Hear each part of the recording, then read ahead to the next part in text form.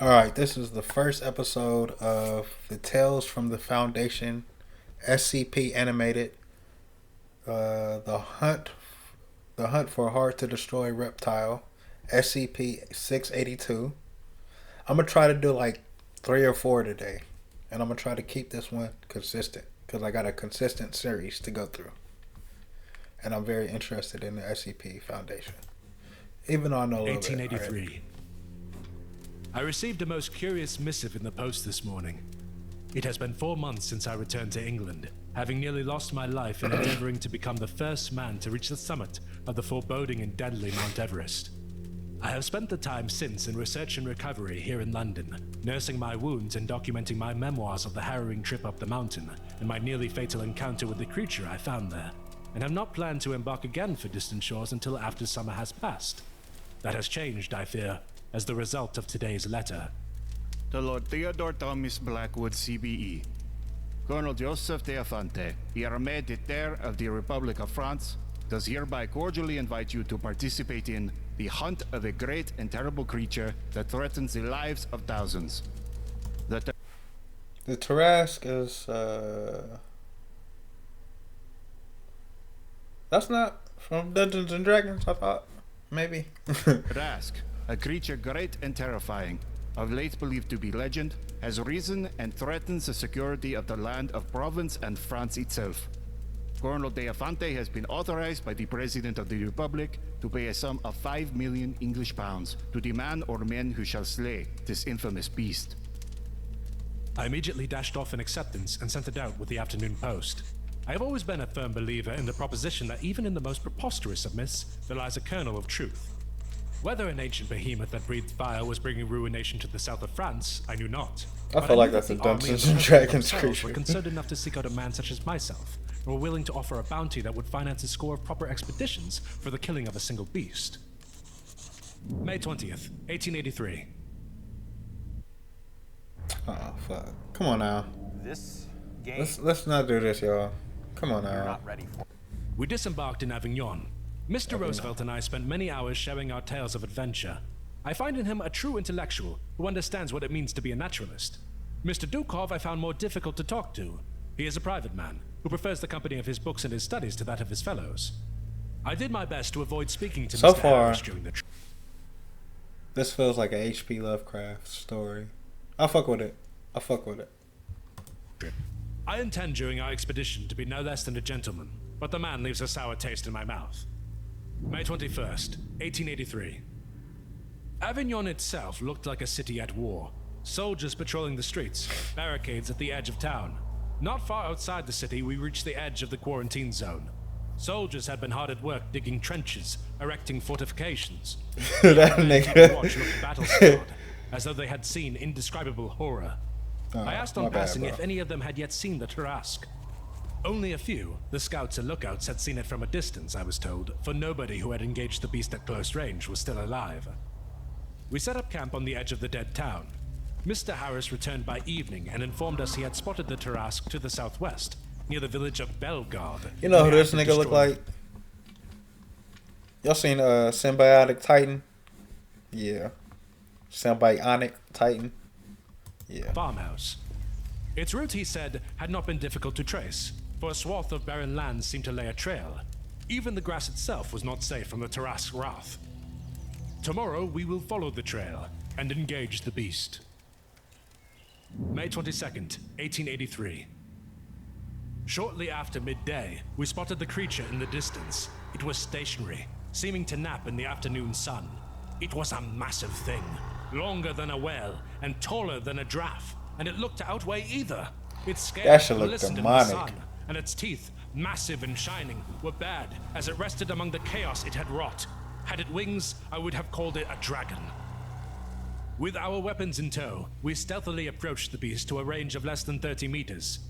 We drew straws, and it was agreed I would take the I did first think shot it at was the a dragon. abomination. Steadying my gun against the fence, I took careful aim for the sleeping Tarrasque's head. I held my breath, made my final adjustment, and fired. We watched with delight as the top of the Tarrasque's head was shorn clean off. The beast slumped to the ground, and I breathed a sigh of relief. What? Mr. Harris let out a cheer, and the dead beast came to life. Mr. Roosevelt and Mr. Harris barely Yeah, I was about to say, like, each at the beast before we were forced to I was about to say, wasn't no way they thought they won that.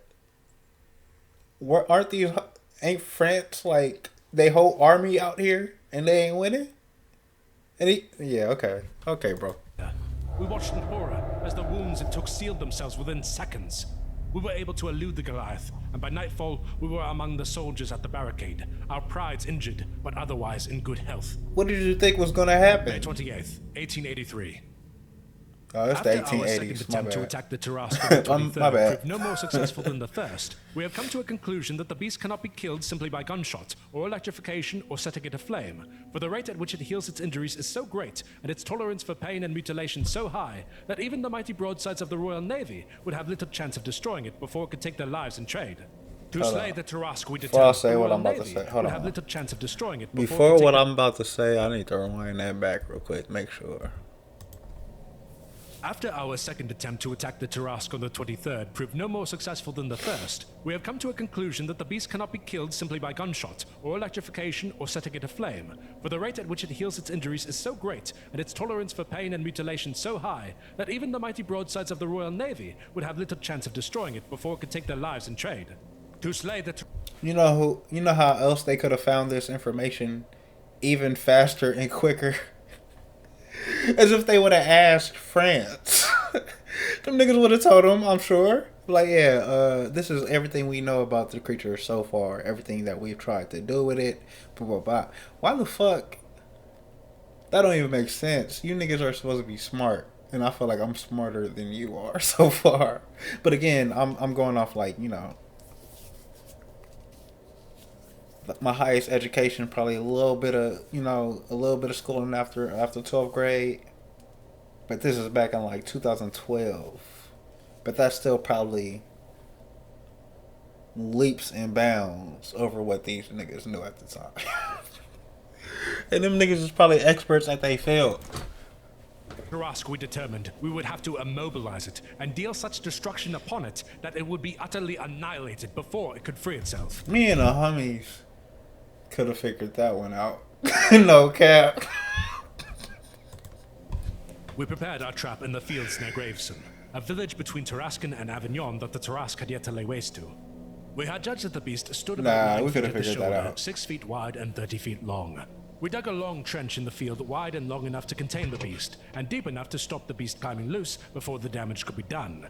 In the bottom of the pit, we mounted steel rods, sharpened to a fine point by the hundreds, each tipped with the noxious poison I had acquired in the Orient. Mr. Roosevelt has agreed to act as bait. He will approach the Tarrasque on horseback and attack it with his elephant gun. Once it gives chase, he will lure it to the pit. Providence withstanding, nothing shall be left of the creature but ash and bone by sundown tomorrow. May 29th, we would have did this. 1883. We would have had that done already. Success! The plan went off without a hitch. It was afternoon before Mr. Roosevelt could coerce the Tarrasque into pursuing him. But surely enough, the reptilian behemoth fell into the pit, impaled upon the spikes. Messrs. Dukov, Harris, and I, lying in wait out of sight, they ain't doing nothing different than what I would have did. And unleashed the full fury of our armaments onto it. Our rifles and shotguns, the particle destabilizer, Mr. Dukov's electric rifle, and the pitch-blende gun. The monster let loose a screech from the pits of damnation itself, as bullets and explosives tore its flesh loose, bit by bit, and jellied kerosene burned slowly and stopped it regrowing. By the time the fires had died down, a charred skeleton was all that remained. We have separated the beast's massive skull, blackened and perforated, from what remains of the monster, and a handful of soldiers are hard at work, filling in the pit with earth. Tomorrow we shall bring the skull back to Avignon and collect our reward. May 30th, 1883. We were hailed as heroes by the army when we arrived in Avignon with our prize. In the morning light, the Tarrasque skull seemed whiter than it had the night before, and more charred flesh stuck to it than it had seemed when we dragged it from the pit, though surely it was little more than an illusion. The four of us posed for photographs, and Mr. Dukov asked to have his photograph taken with his head in... What? You guys know it has, like, fucking super speed, super, you know, like, super fucking regenerative abilities, right? Are y'all not? Y'all niggas is dumb, bro. I would've left that shit alone, honestly. In the morning That light, would the have Tarrasque skulls nigga would have sent me that letter. I would have been like, okay, out of there. You feel me? seemed whiter than it had the night before, and more charred flesh stuck to it than it had seemed when we dragged it from the pit, though surely it was little more than an illusion. The four of us posed for photographs, and Mr. Dukov asked to have his photograph taken with his head in between the massive jaws of our fallen prey. Imagine our horror when the jaws snapped shut, severing Dukov's head neatly at the shoulders. The skull of the Tarrasque rolled loose from its place on the stage and snapped again, taking another chunk of his body, and the soldier screamed and fainted. You as niggas it seemed smart. to be growing a new coating of flesh and scales over its charred exterior. We watched, shocked, niggas ain't as the honor guards fired a volley at the skull. The chips it took off seemed to replace themselves instantly, and I was dumbfounded as sinew and muscles seemed to spread across the creature's... Hey, this is that proper English versus my English, and I still wouldn't do that shit. bones and knit into shape. The jaws of the disembodied Tarrasque opened, and it shouted in French. The rest of the Tarrasque, covered in earth and Hey, you know, held together by a few... Side note. I've been listening to a little bit of French music so often. You feel me? That shit is beautiful, bro. That shit is beautiful, dog. Like, I've been listening to La Bohema, some shit. That shit is beautiful. I need to learn how to speak it and say it, but that shit is beautiful, bro. These strands of muscle lurched through the square with uncanny speed, trampling men in its path, ignoring gunshot and cannon fire as it made to rejoin its head. Mr. Roosevelt and I had no desire to see what happened next. We retreated into the vault. So y'all brought it out here and then y'all left it? Blistering wind, mightier than the hurricanes of the Caribbean, slammed the door shut and sealed us within. Put them niggas in jail. Put them niggas June in 13th, jail. 1883. Put them niggas in jail, bro. Hell no. Providence smiled upon us after all. Hell no. Put them niggas in jail. Jail them niggas. Our region's green print. That is Saving insane. emergency fund. That is And destruction, extra- nigga. On the morning You know how of the many first, niggas is the dead vault from that? door Man. opened, and I regarded a major Look at of the the- army and a company of men. Them niggas are searching for survivors. Nah. Kill them niggas. And searching for survivors. At least 10,000 were incinerated when Avignon was consumed by flame. Even those who had survived, I learned, had been burned or blinded, and pitch-blend fever will likely claim many of them in time. We were two of only a handful of witnesses to one of the greatest disasters to strike France in recent memory, and having been at the center of it all, That's the an army regarded international us with great crime. Suspicion. Mr. Roosevelt and I parted ways in Calais. He intends to return to America, he informed me, and pursue a political Run career. that back? In Hell that, I no. regarded Them us niggas with would have been great in suspicion. jail. Fuck We were that. two of only a handful of witnesses to one of the greatest disasters to strike Where them niggas go? We? France in recent memory, and having been at the center of it all, the army regarded us with great suspicion. Mr. Roosevelt and I parted ways in Calais. He intends to return to America, he informed me, and pursue a political career. In that, I wish him well. This is what really would have I happened returned to too. my house in London this afternoon. nigga would've became like and was our informed president. by Deeds that a postcard had arrived for me this morning. Wait, what? Hold on, wait, no. That was our president. What the fuck? That I wish him well. And having been at this handful of... We were two of only a handful of witnesses to I was one about of the to say greatest that earlier. disasters to strike France in recent memory. And having been at the center of it all, the army regarded us with great suspicion. Mr. Roosevelt and I parted ways in Calais. He intends to return to America, he informed me, and pursue a political career.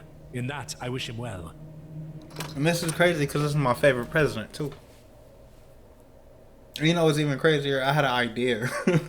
I had this idea where we have Theodore Roosevelt and like some other niggas go in like a fucking dungeon, and it's like a H.P. Lovecraft dungeon. I had this idea, but it's like I more returned like to my a. house in London this It'd be funny because it's like a found footage film, but it's no cameras back there. afternoon, and was informed by Deeds that a postcard had arrived for me this morning. The handwriting in the brief unsigned note within resembled that of the strange Englishman who had attended the questionings, whose notes I caught brief glimpses of from time to time. I present that message below. To Lord Theodore Thomas Blackwood, CBE. The Royal Welfare nigga's name Foundation was for the Theodore? Security, Containment, and Protection of Anomalous Objects and Phantasmagoria requests a meeting for the purpose of negotiating an alliance favorable to both our parties. Please call anytime, excepting Sundays, at number 19 Melbourne Road, Westminster, and ask to speak to Dr. Thursday. Your discretion is requested in this matter. Okay, I got a question. So in like old times, did they really put accepting, or is that just like a little flavor that they just put because it would sound like they would put it back in the day, you know? Like with the people back in the time have put it accepting instead rather than accept, and then the filmmakers are like, all right, you know what? This sounds like it would be that, and then, you know. Is that true or not? I have not heard of this foundation before, and I do not know if I intend to take them up on their mysterious overture. Perhaps I shall hear them out, but I have never been one to serve in one man's employ for very long, and I value my freedom as a naturalist and explorer above all else. You We need shall see. reins put on you. You fucking suck as a person. Alright, that's it for this. That's it for this one. Mother to the next one.